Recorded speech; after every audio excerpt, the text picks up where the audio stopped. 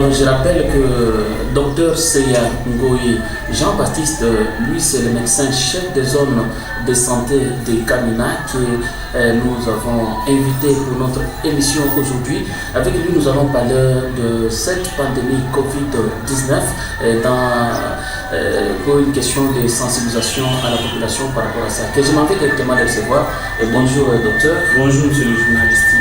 Docteur, comment vous êtes réveillé ce matin? Très bien, merci. Et vous? Oui, quand même, ça va. Et docteur, avec vous, nous parlons de Covid-19. Comme vous savez que c'est une pandémie qui ravage actuellement le monde, même la province du Lomami n'est pas épargnée. Alors, d'entrée de jeu, qu'est-ce que vous pouvez d'abord nous dire quelque chose par rapport à cette pandémie? C'est quoi d'abord le Covid-19? Merci beaucoup pour m'avoir invité à cette émission du savoir. Et c'est une bonne occasion que vous nous offrez pour essayer d'enrichir la connaissance de notre population en ce qui concerne la pandémie à Covid-19. Et très vite, nous allons commencer par dire que pour nous, personnels de santé, le terme coronavirus n'est pas nouveau. C'est un terme que nous avons eu déjà à étudier quand nous étions à la faculté. Donc c'est un des virus qui existait déjà. Donc ce virus appartient à la grande famille des coronaviridae, qui signifie que ce sont des virus, quand on les observe au microscope électronique, ils ont la forme de couronne autour. C'est pourquoi on lui a donné ce nom de coronavirus. Eh bien, le nouveau coronavirus fait parler de lui parce qu'il a changé d'aspect, il a changé de sévérité, parce que le coronavirus qu'on avait avant donnait des petites maladies du genre grippe ordinaire qui étaient passagères. Mais ce sérotype qui est venu bouleverser le monde entier, qui a reçu le nom de Covid-19 par l'OMS, c'est-à-dire quoi? C'est que le virus a changé de forme, il est devenu virulent, il est devenu mortel, c'est ainsi qu'il fait parler de lui. Donc, le coronavirus ou la Covid-19, c'est une maladie infectieuse due à un virus de la famille des coronaviridae qu'on a nommé Covid-19. Voilà. Et à ce qui concerne les modes de transmission, on peut savoir, docteur, comment cette maladie se transmet? En fait, la maladie se transmet essentiellement par deux voies. La première, c'est la voie respiratoire, à travers les gouttelettes. Lorsque un malade tousse ou éternue, il lance les gouttelettes dans l'air et l'autre personne qui n'est pas malade, en respirant, aspire ce virus et s'infecte. Ça, c'est le premier mode de transmission. Donc, les gouttelettes ou les aérosols, comme nous les appelons. Et le deuxième mode de transmission, c'est à travers les mains souillées, c'est-à-dire les mains qui ont touché un malade ou les mains qui ont touché une surface ou des objets souillés par les sécrétions des malades. Quand on se touche la bouche, le nez ou les yeux, c'est qu'on s'infecte. Voilà les deux modes principaux de transmission de cette maladie. Et à ce qui concerne les signes, comment on doit savoir réellement si je suis déjà attaqué par cette maladie? Quels sont les signes? Les signes de cette maladie ne sont pas spécifiques. Ce sont les signes que nous avons couramment lorsque nous souffrons d'autres maladies. C'est notamment la fièvre. Même quand nous souffrons de la malaria, nous avons l'habitude de développer une fièvre. Mais le coronavirus a aussi comme signe la fièvre, la toux, et il y a parfois des douleurs de la gorge. Il y a aussi également l'essoufflement ou des difficultés respiratoires. Voilà les signes qu'on observe le plus souvent. Mais il y a aussi des malades asymptomatiques, c'est-à-dire il est affecté par la maladie mais ne développe aucun signe. Voilà. Et aussi, docteur, est-ce qu'il y a-t-il moyen ou la façon de prévenir cette maladie? Effectivement, il y a des moyens appropriés pour prévenir, pour éviter la maladie à coronavirus. Et ces moyens se rapportent au mode de transmission d'abord. Lorsqu'il s'agit des gouttelettes respiratoires, on nous recommande quelques mesures barrières. C'est entre autres la distanciation. C'est que quand nous gardons une certaine distance, même si la personne est malade, cela diminue le risque d'être infecté. Il est également recommandé de porter le masque parce que même si dans l'air que nous respirons il y a le virus, le masque empêche que ce virus ne puisse atteindre les voies respiratoires, qui est la voie privilégiée. Ça, c'est pour ce qui est des gouttelettes. En ce qui concerne les mains sales qui touchent les yeux, le nez ou la bouche, il nous est recommandé de ne pas se serrer la main parce que vous ne savez pas la personne à qui vous serrez la main a touché où ou a touché quoi, a été en contact avec quoi. C'est qu'il n'est pas important de se serrer la main pendant cette période. Il est également recommandé de ne pas se faire des accolades parce que ces accolades nous rapprochent de plus en plus et peuvent faciliter la contamination. Il nous est recommandé de se laver régulièrement les mains au savon pour éliminer les virus qu'on aurait touchés par mégarde sans le savoir. Il nous est également demandé de ne pas se toucher les yeux. Il n'y a aucune raison de toucher les yeux, le nez, la bouche, mettre le doigt dans la bouche. Et toutes ces mesures nous permettent d'éviter cette maladie-là. Et enfin, il y a la vaccination. C'est aussi un mode de prévention. Donc, le vaccin est administré aux personnes cibles qui sont des personnes âgées de plus de 50 ans.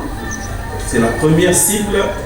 La deuxième cible, c'est nous, personnels soignants, qui sommes en contact étroit avec les malades.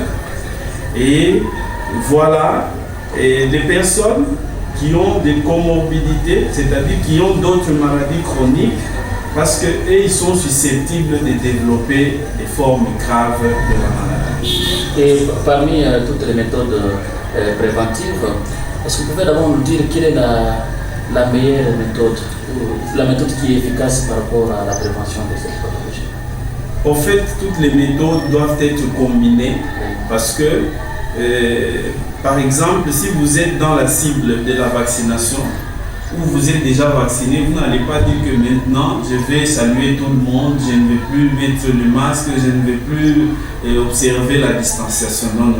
C'est que les mesures doivent être combinées, c'est que nous devons observer toutes les mesures barrières et si jamais notre ville, notre zone de santé devient ciblée par rapport à la vaccination, nous devons nous faire vacciner aussi. Donc la combinaison de toutes les méthodes nous permet d'éviter au maximum la maladie, la coronavirus. Et comme vous venez de parler de la vaccination, docteur, ne voyez-vous pas que la vaccination, jusque-là, il y a encore des doutes dans les chefs de plusieurs nations. Quelle est d'abord votre impression par rapport à ça? Parce que jusque-là, tantôt la vaccination cause problème dans les chefs des patients, tout et tout. Je ne sais pas, à votre niveau, qu'est-ce que vous pouvez nous dire par rapport à ça? En fait, il y a plusieurs vaccins que nous donnons aux enfants, que nous donnons aux mamans qui sont enceintes. Et de tous ces vaccins-là, il n'y a pas d'inconvénient. C'est la même chose pour le vaccin à coronavirus. Nous avons vu dans d'autres pays où la vaccination a donné de bons résultats. Nous avons vu que les cas ont baissé sensiblement en peu de temps. C'est que c'est une immunisation et que si le vaccin est disponible, la population doit se faire vacciner, bien sûr en respectant la cible que nous avons évoquée tantôt. Et selon vous, docteur, parce que nous avons suivi dans des provinces, le taux de Covid-19 est à la hausse par rapport à Kinshasa, la capitale. Je ne sais pas qu'est-ce qui est dit à ça. Même dans notre province du Romani, nous avons senti que vraiment cette maladie est là et ça prend de l'ampleur. Oui, c'est vrai. Et cela pourrait être dû au fait que, comme on n'avait pas encore eu des cas dans le temps, ici à Kamina, les gens ne croyaient pas que c'était une maladie vraie. Mais maintenant que nous avons des cas et que les gens négligent d'observer les mesures barrières, cela va favoriser l'augmentation exponentielle des cas de coronavirus. Mais à Kinshasa et dans d'autres grandes villes où les gens ont vu, ils ont compris et ils respectent ces mesures, voilà que le taux de contamination baisse et par conséquent, le nombre de cas baisse aussi. Et en ce qui concerne les statistiques, on peut aussi les savoir au niveau national et même au niveau provincial. Beaucoup plus, nous allons parler du niveau provincial, parce que le niveau national évolue chaque jour. Et chez nous ici à Kamina, nous avons déjà eu des cas. Et nous avons déjà confirmé 6 cas, dont un décès. Et les 5 autres cas ont été soignés, ils ont bien évolué, ils sont déjà guéris. Dans la ville de Kamina. Dans la ville de Kamina. Et au niveau de la province? Au niveau de la province, il y a 2 autres zones qui sont touchées, c'est notamment la zone santé de Moulongo, où on avait notifié des cas, et la zone santé de Malemba, où il y avait le tout premier cas de la province du Polo. Et comme la situation devient alarmante au niveau de la province du Haut-Lomami, pourquoi il n'y a pas beaucoup de sensibilisation par rapport à cette pandémie? Parce que jusque-là, la population, nous voyons dans elle, il y a une certaine négligence. Oui, il y a un scepticisme, mais la sensibilisation est faite. Il y a les messages qui passent à la radio, le message de l'autorité urbaine. Il y a les messages que nous rédigeons et envoyons dans d'autres canaux de communication, notamment dans les églises. Et nous avons un canal que nous utilisons très souvent chez nous, ce sont les relais communautaires et les mobilisateurs qui passent dans les ménages pour sensibiliser. C'est pourquoi cette émission, c'est également une occasion que vous nous avez offerte pour essayer de renforcer cette communication. C'est que ceux qui prétendent que c'est un mensonge, ils se trompent gravement.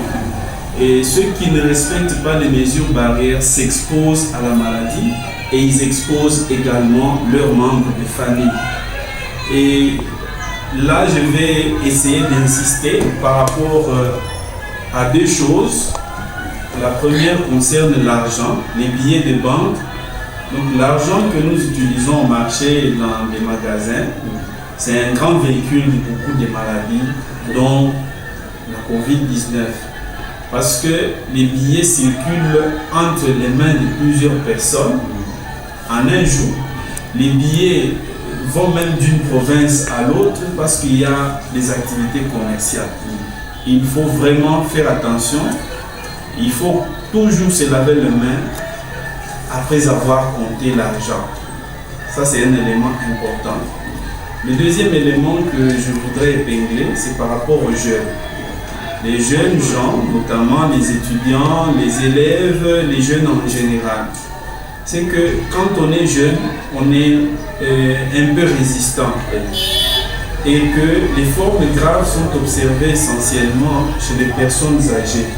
Ça signifie quoi? C'est que si un jeune ne respecte pas les mesures barrières, il prend les risques d'apporter la maladie à la maison et de mettre la vie de ses parents en danger, qui notamment ont déjà pris de l'âge, peuvent avoir d'autres maladies chroniques. Donc, j'insiste, il faudrait que nous puissions observer les mesures barrières rigoureusement et que le moment venu, si le vaccin devient disponible, nous devons l'accepter. On nous vaccine. Tout ce qu'on raconte autour du vaccin, c'est faux. Et lorsque nous avons des signes que nous avons évoqués, il faut se rendre rapidement dans un centre de santé où les soins ou bien où les orientations seront faites vers l'hôpital général, qui est le milieu où il est prévu que la prise en charge se fasse. Par rapport à la confirmation des cas, dans le temps, nous devrions envoyer les échantillons ou les prélèvements à Lubumbashi ou à Kinshasa, mais à ce jour, à Kamina, nous avons la possibilité de confirmer les cas en peu de temps. Et à ce qui concerne l'implication du gouvernement provincial, parce que dans ces dossiers ou dans cette situation-là, le gouvernement provincial s'implique valablement et aussi la zone de santé de Kamina. Quels sont les efforts que vous avez déployés par rapport à ça?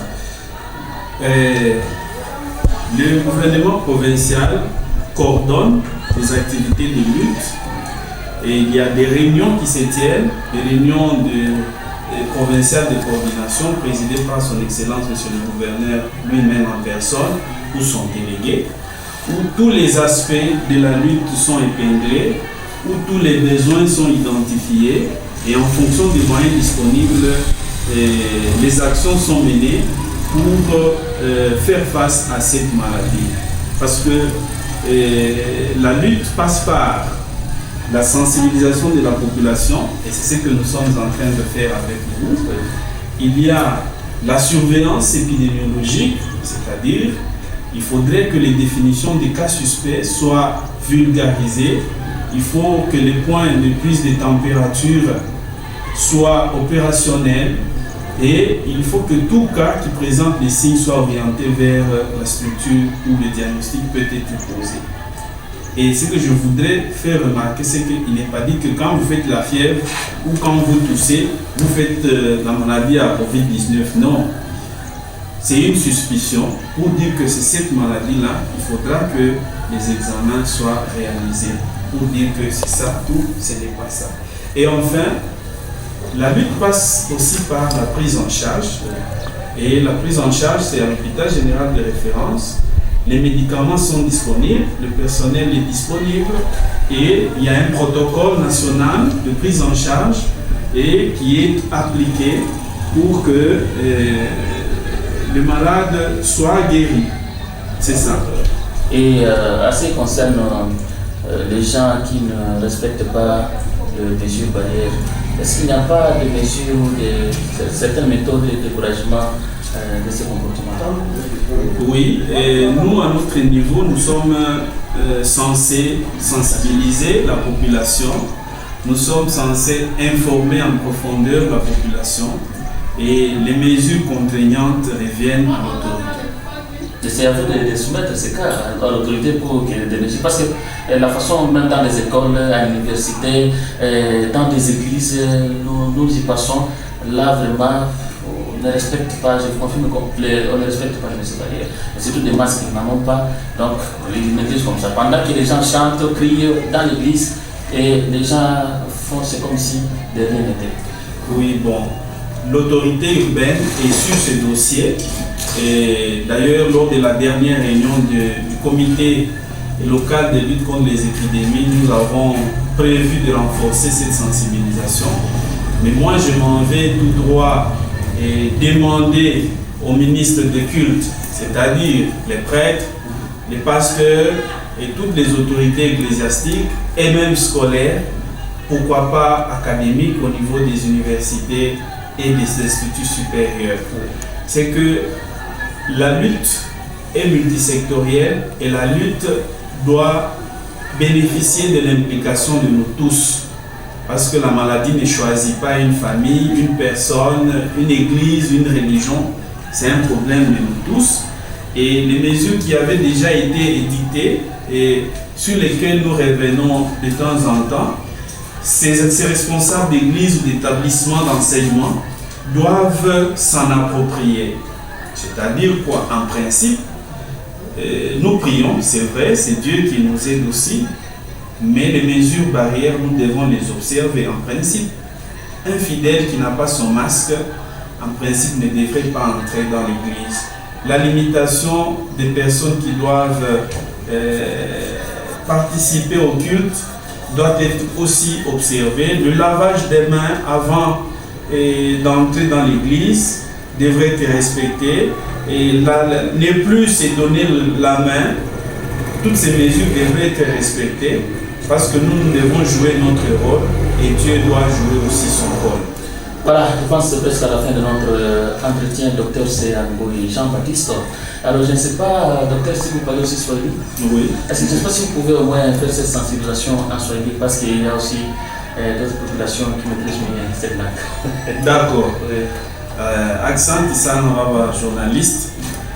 Juu ya kufuatilia kidogo Mswahili, tunapenda kusema hivi, coronavirus ni magonjwa ya zamani, lakini 2019 kunakuwa rasi ingine ubie type ingine ya ile virus ina change, inaanza kuua watu.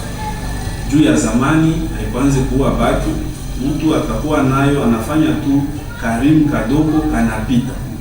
Hii ya 2019 ndio ina shangaisha dunia mzima na kubeba watu baningi. Ni kusema ni magonjwa iko na mbukizana kwa namna mbili.